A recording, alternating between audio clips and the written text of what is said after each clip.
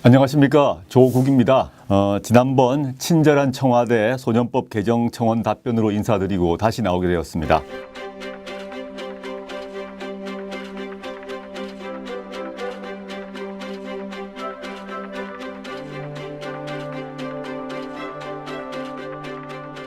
오늘은 낙태죄 폐지에 관련된 청원에 대해서 말씀드리기 위해서 나왔습니다.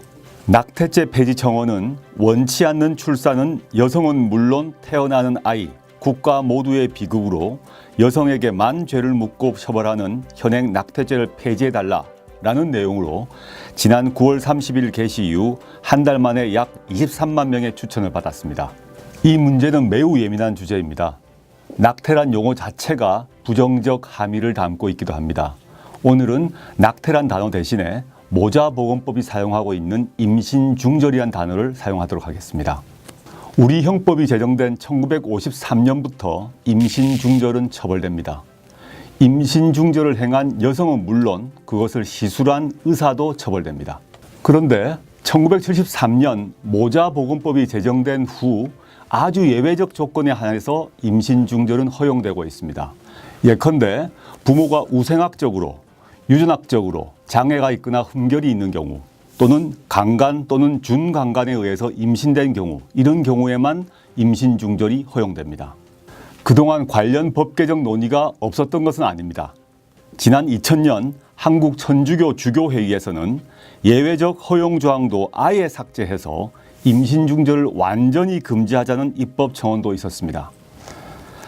지난 2007년에는 정부가 낙태를 둘러싼 법과 현실의 괴리를 극복하기 위해서 법 정비 방안을 연구하고 공청회를 개최하여 사회적 논의를 일으킨 적도 있습니다. 당시에는 낙태 예외 조항에 본인 동의 사유와 사회 경제적 사유를 추가하고 배우자의 동의 조항과 우생학적 유전적 사유를 삭제하는 등이 논의되었습니다. 그리고 지난 2012년 헌법재판소가 낙태죄 합헌 결정을 내렸습니다.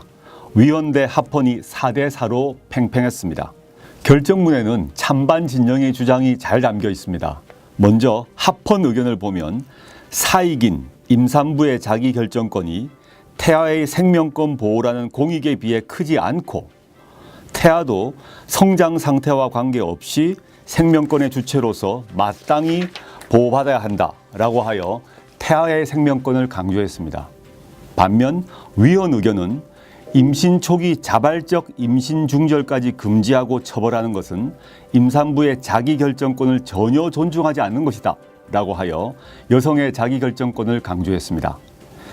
태아의 생명권과 여성의 자기결정권 중 둘 중 하나만 택해야 하는 제로섬으로는 논의를 진전시키기 어렵습니다. 둘 다 우리 사회가 지켜나가야 할 소중한 가치이기 때문입니다. 이 문제를 논의하기 위해서 임신중절이 실제로 얼마나 이루어지고 있는지 그 원인은 무엇인지 먼저 살펴보아야 합니다.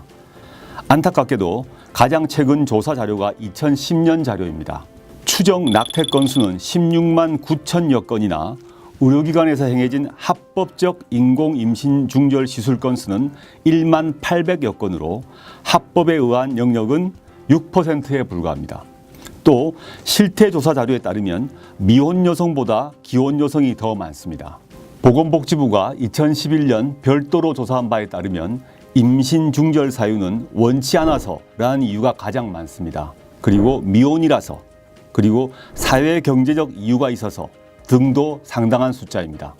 임신 중절을 줄이려는 당초 입법 목적과 달리 불법 임신 중절이 빈번히 발생하고 있는 현실입니다. 그런데 기소는 연 10여 건 정도입니다. 처벌은 더욱 희소합니다. 태아의 생명권은 매우 소중한 권리입니다. 임신 중절 시술로 인해서 생명권이 박탈된다는 것은 누구도 부인하기 어렵습니다. 그러나 처벌 강화 위주 정책으로 임신 중절 음성화 야기, 불법 시술 양산 및 고비용 수술비 부담, 해외 원정 시술, 위험 시술 등의 부작용이 계속 발생하고 있습니다. 현행 법제는 모든 법적 책임을 여성에게만 묻고 있다는 문제가 있습니다. 국가와 남성의 책임은 완전히 빠져 있습니다. 여성의 자기결정권 외에 불법 임신 중절 수술 과정에서 여성의 생명권, 여성의 건강권, 침해 가능성 역시 함께 논의되어야 됩니다. 이제는 태아 대 여성, 전면 금지 대 전면 허용, 이런 식의 대립 구도를 넘어서 사회적 논의가 필요한 단계입니다. 현재 OECD 35개국 중에 본인 요청에 의해서 인공 임신 중절이 가능한 국가는 25개국가입니다. 예외적으로 사회경제적 사유에 의한 낙태를 허용하는 4개국까지 합치면 OECD 회원국 중 80%인 29개국에서 임신 중절을 허용하고 있습니다. 다만 본인 요청에 의해서 중절이 가능한 경우에도 통상 12주 이내만으로 제한하고 있습니다. 그리고 7개국은 사전 상담을 의무화하고 있습니다. 상담 이후 시술까지 2일에서 8일까지 숙려 기간을 두어서 무분별한 시술을 방지하고 있습니다.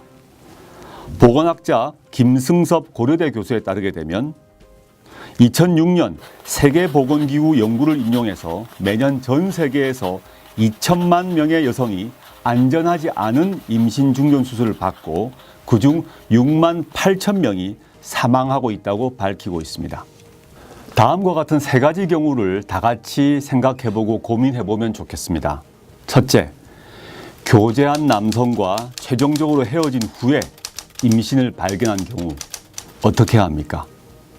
둘째, 별거 또는 이혼 소송 상태에서 법적인 남편의 아이를 임신했음을 발견한 경우 어떻게 해야 합니까? 실직이나 투병 등으로 인한 경제적 어려움으로 아이 양육이 완전히 불가능한 상태에서 임신했음을 발견한 경우 어떻게 해야 합니까? 이러한 3가지 경우 현재 임신 중절을 하게 되면 그것은 범죄입니다. 근래 프란체스코 교황은 임신 중절에 대해서 우리는 새로운 균형점을 찾아야 한다라고 말씀하신 바 있습니다. 이번 청원을 계기로 우리 사회도 새로운 균형점을 찾았으면 좋겠습니다. 이번 청원을 계기로 정부는 법제도 현황과 논점을 다시 살펴보게 되었습니다. 여성가족부와 보건복지부, 그리고 청와대 법무비서관실, 여성가족비서관실, 국민소통수석실 담당자가 3차례에 걸쳐서 쟁점을 검토하고 토론했습니다. 당장 2010년 이후 실시되지 않은 임신 중절 실태조사부터 2018년에는 재개하기로 하였습니다. 임신 중절 현황과 사유에 대한 정확한 실태조사, 그 결과를 토대로 관련된 논의가 한 단계 진전될 것이라고 기대합니다.